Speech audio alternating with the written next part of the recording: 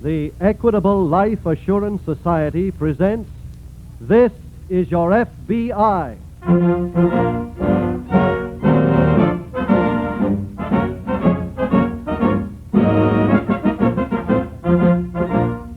This is Your FBI, an official broadcast from the files of the Federal Bureau of Investigation, presented as a public service by the Equitable Life Assurance Society of the United States and the Equitable Society's representative in your community.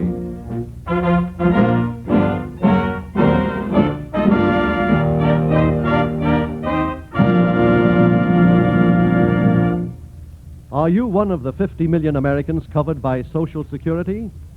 If so, have you any clear idea of your rights and benefits under Social Security?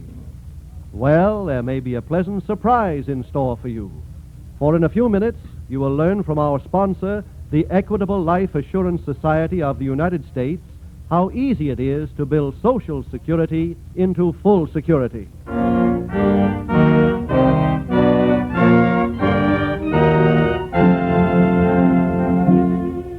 Tonight's FBI file, The Friendly Hitchhiker.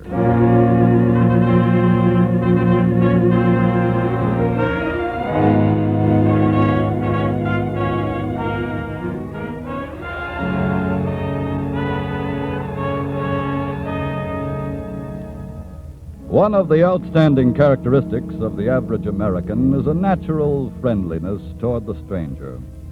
Now, this is an admirable trait, and certainly, in general, it is one to be preserved and encouraged. But unfortunately, there are a great many persons at large who make criminal capital of friendliness. And there are many occasions, such as in tonight's case from the files of your FBI, when it is wise to avoid the stranger altogether.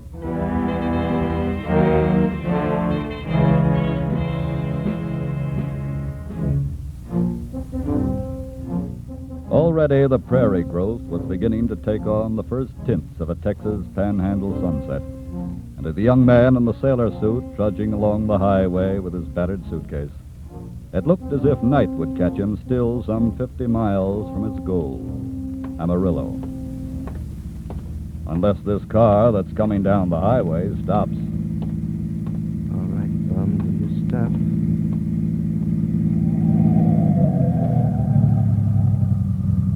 Going east, sailor? Yes, sir.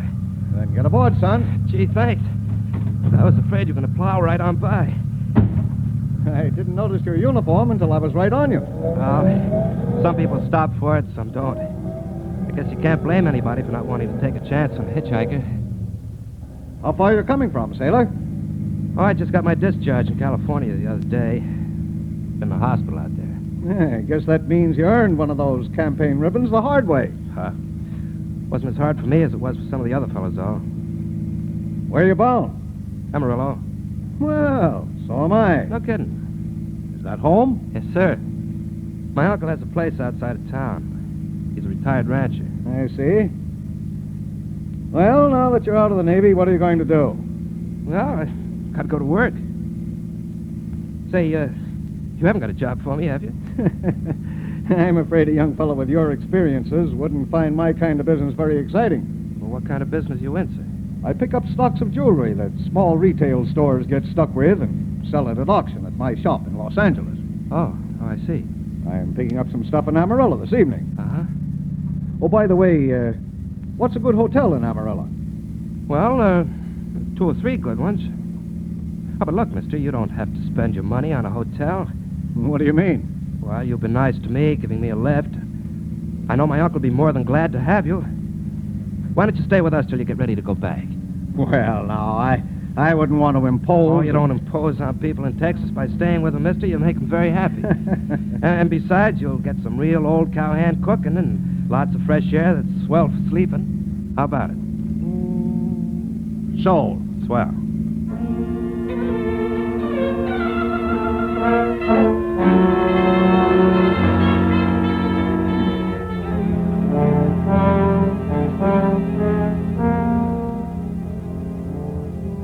Some 300 miles back west, and shortly before the hitchhiker was picked up, Special Agents Allen and Burnett of the FBI's Los Angeles office, engaged in a manhunt, landed at the Albuquerque airport in response to a police report. After a brief conference at police headquarters, they procured a car and drove at once to a tourist camp west of the city for a talk with the owner. Well, gentlemen, that picture sure looks like the young fellow that stopped here last night, all right. Only he was wearing a sailor suit with a lot of ribbons. What kind of a car was he driving, sir? It was a black Chevy sedan, California license. Do you remember the license number? No, sir. About how old was it? Well, I'd say it was the same as my brother's got, 42. Well, that checks, Burnett. Uh-huh. What name did he register under? Jack Smith. Here it is on the register right over here. There it is. Jack Smith. Mm-hmm. Burnett, where's that Yeah? sample of Jack Newton's handwriting? Here you are. Thanks. Mm-hmm. All right, say it was the same writing, Allen? Yes. May we borrow this page for a few days, sir? We'll return it to you. Why, sure you can. His real name is Newton, huh? Well, the man we're looking for used the name of Jack Newton. He jumped his parole in Los Angeles 2 days ago. Got a sailor uniform, some ribbons, rented a car, and took out with it. Well, We put out a general police alert as soon as the car was reported missing, but we were just a little too late with it to nail him here. Well, what time did he leave, sir? well, he didn't pull in till around daylight, slept till about noon, then took off. And that gives him about a 6-hour start on us. That's Well, right. if he kept on east on this highway, could have made Amarillo by now. May I use your phone, sir? Why, certainly. Help yourself. Well, what's our move, Allen? We'll notify Amarillo to spread a 300-mile alarm, then head for there ourselves.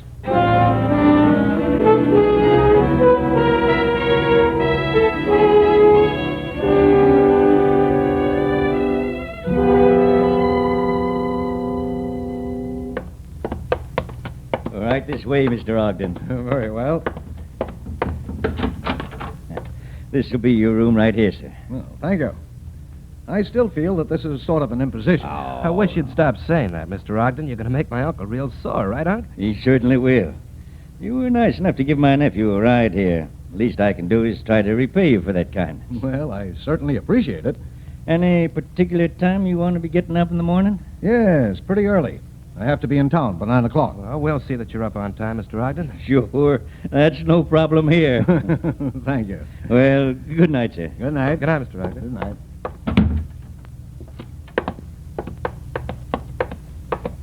Now, Jack, suppose you give me the tally on all this. Wait till we get out of range. Okay.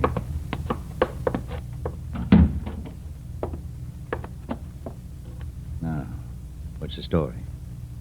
Well, I landed out of L.A. 3 days ago. Yeah? This morning, the hot car I was driving got too hot and caught fire, so I had to hoof it. Mm-hmm. Well, I'm a few miles down the road, see, when this Ogden guy gives me a lift. That's fine, but why'd you bring him here? I'm not running any tourist camp. Let me give you the whole rundown, will you?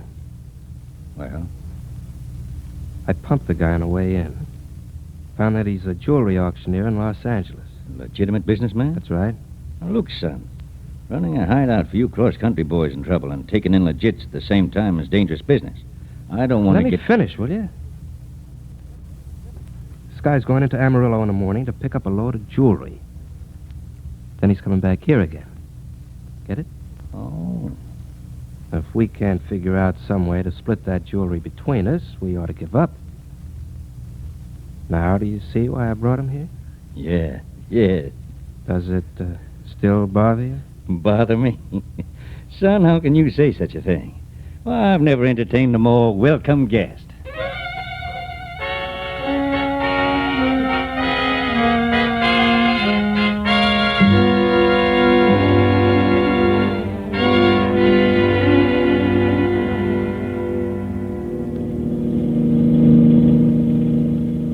Well, we've knocked off 240 miles of it, Allen. Yeah, that leaves about 50 more to Amarillo. I hope there's good news waiting for us. But not much chance this soon. We didn't contact Amarillo from the tourist camp in time for them to head off Newton before he got there. But they spread out a 300-mile alarm north, east, and south of there. Yeah, I know. Slow down, Burnett. Huh? What for? There's a car off the road there, up ahead. Oh, yeah. And no taillight either. Oh. Maybe we better have a look. You don't think we're going to find Newton parked out here? Burnett, look. That car's been on fire. Yeah. Come on, let's take a look at it. Yeah, right. Looks pretty well burned out, too. Yeah. You got your flash? Yeah, right here. Hey, look at that license. That's Newton's car, all right. Well, there's no one in it. This'll make Newton a little harder to find. Well, he's still probably wearing the sailor suit, and certainly he still has the same face, hair, eyes, and build. And if he's on foot now, that could slow him down a lot. I hope so. He might even be somewhere around Amarillo right now. Well, let's take a quick look around here and then drive in there and find out.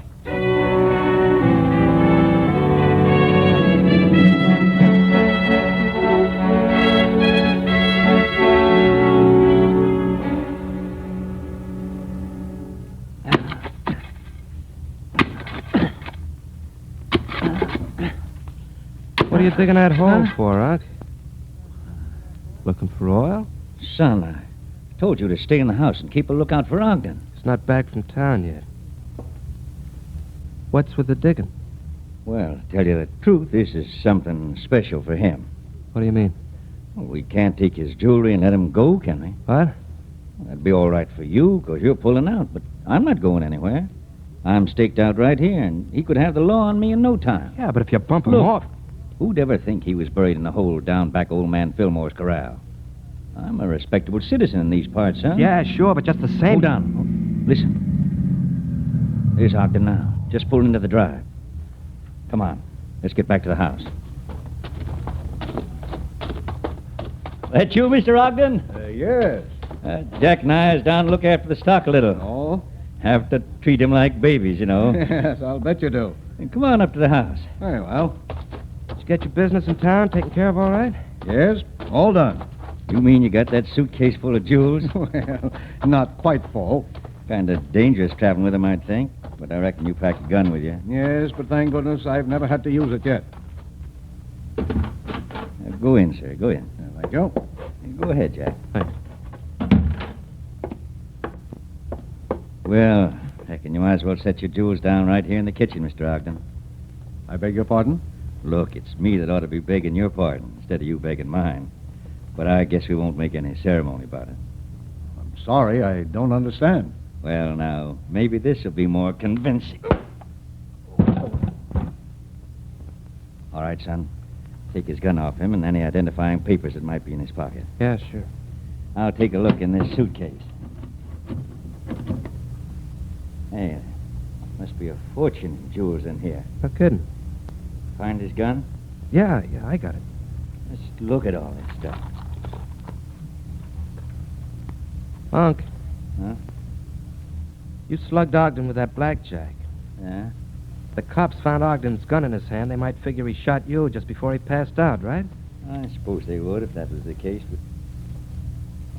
What do you mean, son? I mean, this way I get all the jewels in Ogden's car, too. No, wait a minute. You can't do it. You know what? Maybe there would have been room for both of you in that hole.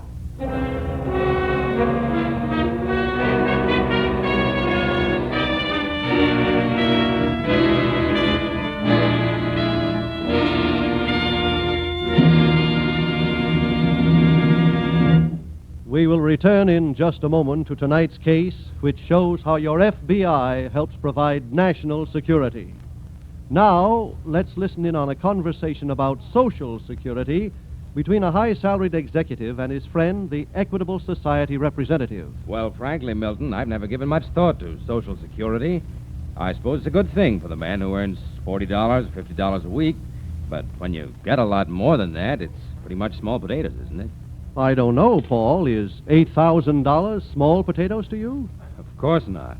But what's $8,000 got to do with Social Security? Look, Paul, when you get to be 65, it will cost you $8,000 at today's rates to buy an annuity that would give you the same retirement income you'll get under Social Security. And $8,000 is a lot of money. Well, I'll say it is. When you put it that way, Milton, Social Security is an asset to any man, whether he makes $50 a week or $500. Yes, many Americans don't realize what a wonderful asset they have in Social Security. They have never discovered how easy it is to build Social Security into full security through life insurance. Well, that's a job that we representatives of the Equitable Society are always glad to undertake. For instance, if you already own some life insurance, your Equitable Society representative may be able to show you how only a few dollars extra per month will give your family complete protection and assure you a comfortable retirement income through the Equitable Extended Income Plan. Remember, your Social Security benefits vary according to your age, salary, and family situation. So why not get the facts and find out exactly what you are entitled to under Social Security? The government has prepared a special card that will help you secure this information. To obtain one of these cards, get in touch with your Equitable Society representative or send your name and address on a postcard to the Equitable Society, care of this station. That's EQUITABLE, the Equitable Life Assurance Society of the United States.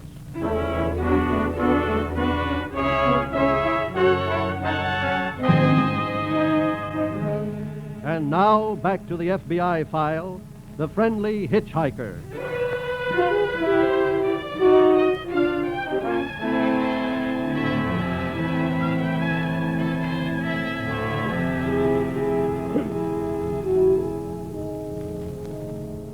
There are hundreds of honest persons in and out of uniform hitchhiking along the highways of America today. But the safest policy for any motorist is this. No matter when or where you see a hitchhiker's thumb, keep right on going. It may cost you no more than time to stop, but in thousands of cases it has cost a lot more.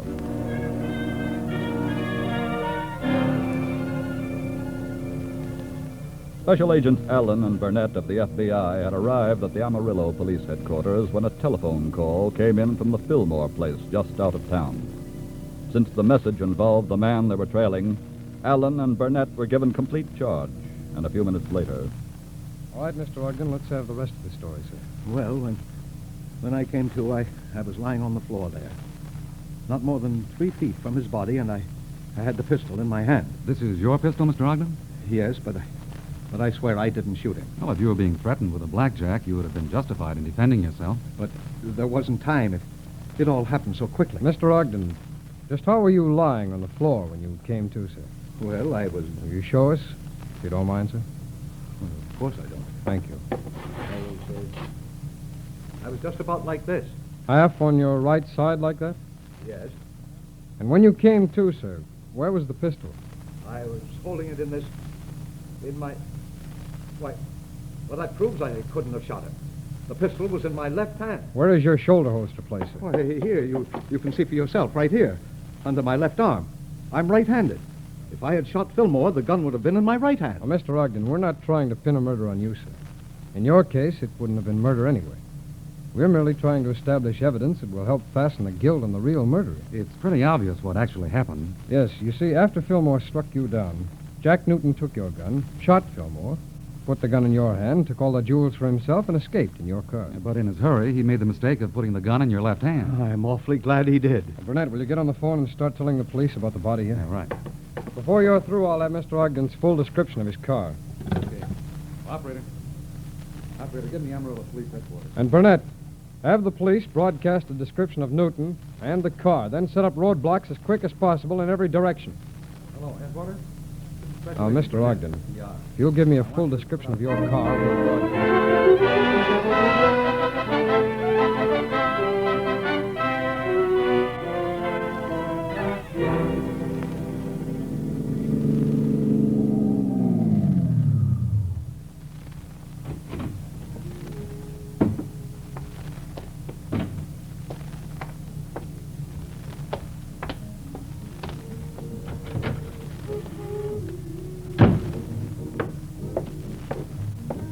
Yes, mister. Like a cup of coffee, miss. Okay. Cream and sugar? No, just black. Okay.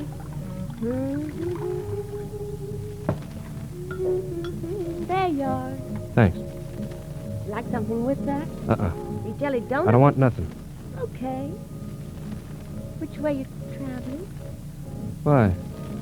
Making conversation. Heading east. Oh. Well, the reason I asked was if you're going to be on the road tonight, you'd better look out. For what? For what I heard on the radio. What are you talking about? It was an FBI broadcast. What? They said everybody should be on the lookout for this man that just murdered somebody in Amarillo. They say what he looked like? Huh? They said he was about 25 years old and had brown hair and kind of greenish eyes and might be wearing a suit. What do I owe you? Well, you only had coffee. Yeah. Well, wait a minute. You get some change. Keep it. Probably scared him. Tell him about that. Wait a minute. Brown hair, green eyes, sailor. Oh. Hey, operator.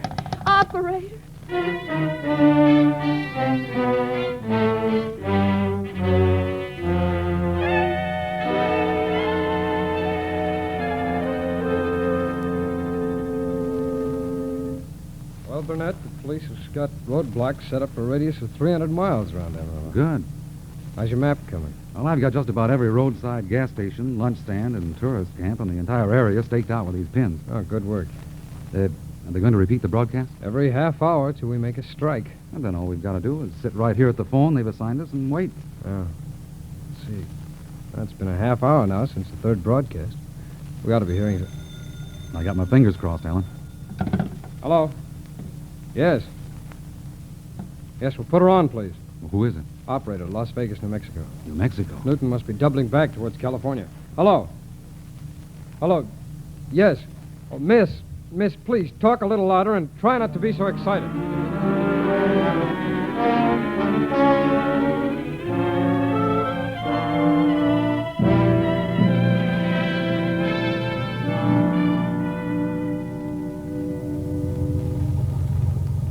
All right, boys.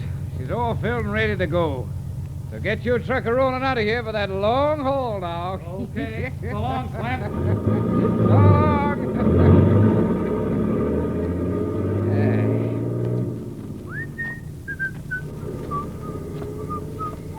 Hello. Howdy. I had a little trouble with my car. Broke down about 2 miles back. I'm afraid I can't be much help to you. I didn't mean for you to go pull her in. I thought you might rent me a car to get to the next town. Oh, there's no car here till my brother-in-law comes to relieve me in the morning. Oh. But I'll tell you what I'll do, son. What's that? If you'll just wait right here, I'll go inside and phone for somebody to come out and get you. You just wait right out here. Wait a minute, mister. Well? You're not going to phone for anybody to help me? You're going to phone for somebody to come get me, just like you said. What? You heard that radio broadcast about me, didn't you? I don't know what You're talking lying, about. but you're not going to trap me. Well, wait! Come back here!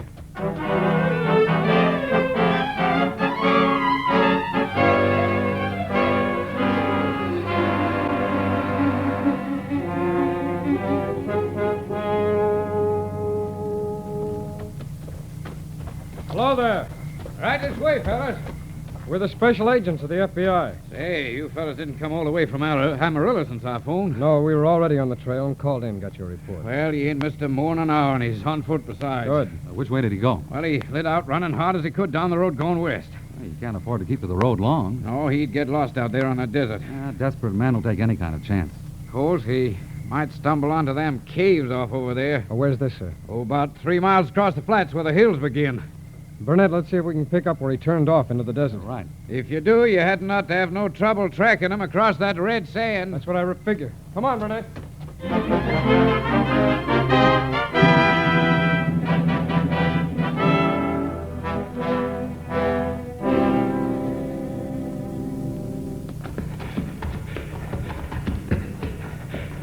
Wait a minute, Burnett. What's the matter? We're on a trail. There's a fork in the trail. One goes straight ahead into the tunnel, and the other turns off sharply to the left. Well, let's listen and see if we can pick up the sound. Okay. Oh, he probably stopped so we couldn't hear it. Then we'll just have to try one of these tunnels. If we take the wrong one, he'll double back and get out. We can't miss hearing him do it. Yeah, that's right. Let's take this one to the left first. I hear it, Ellen. We get the right one. Come on! Wait a minute. Newton! Newton, are you hurt? Look, Newton, you might as well give up because we're not going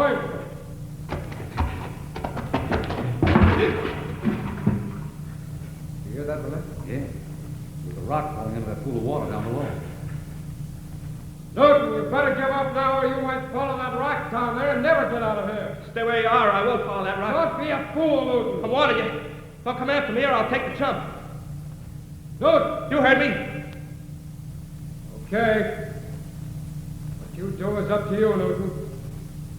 We're coming in after you. Come on, Villette. Stop where you are, or I'll do it. You heard me, I'll jump. I'll jump, I tell you. Keep away. Keep away from me.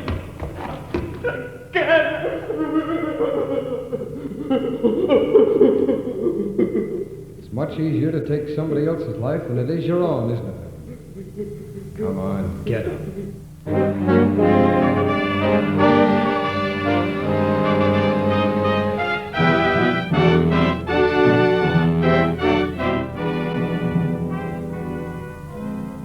Jack Newton was returned to the state of Texas to stand trial for the murder of Robert Fillmore. He was found guilty and sentenced to life imprisonment. As mentioned earlier, the average American's natural friendliness is an admirable trait, and one to be preserved and encouraged.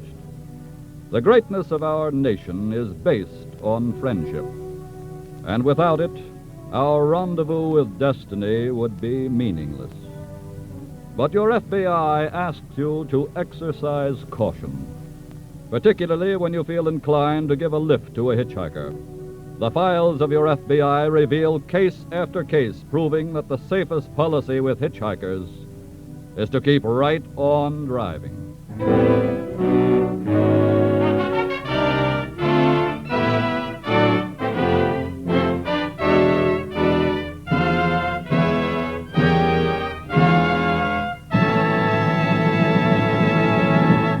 In just a moment, we'll tell you about next week's colorful story from the files of your FBI.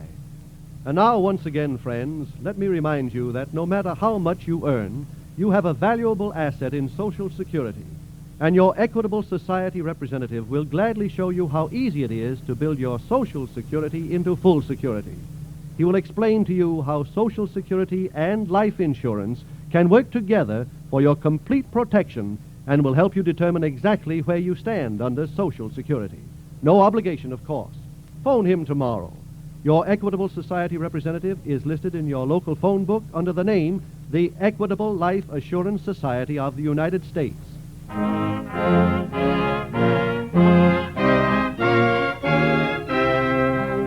Next week, we will bring you another colorful story from the files of the Federal Bureau of Investigation, the Careless Kidnappers.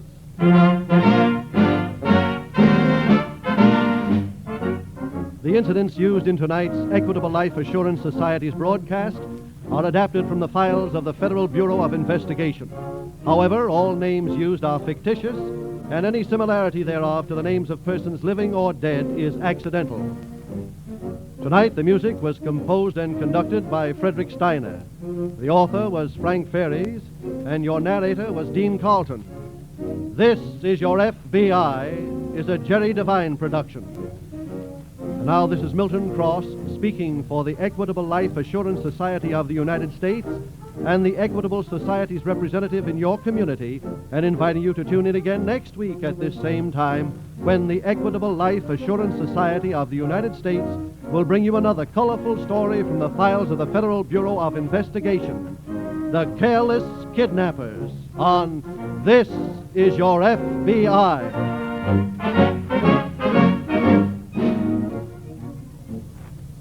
This is ABC, the American Broadcasting Company.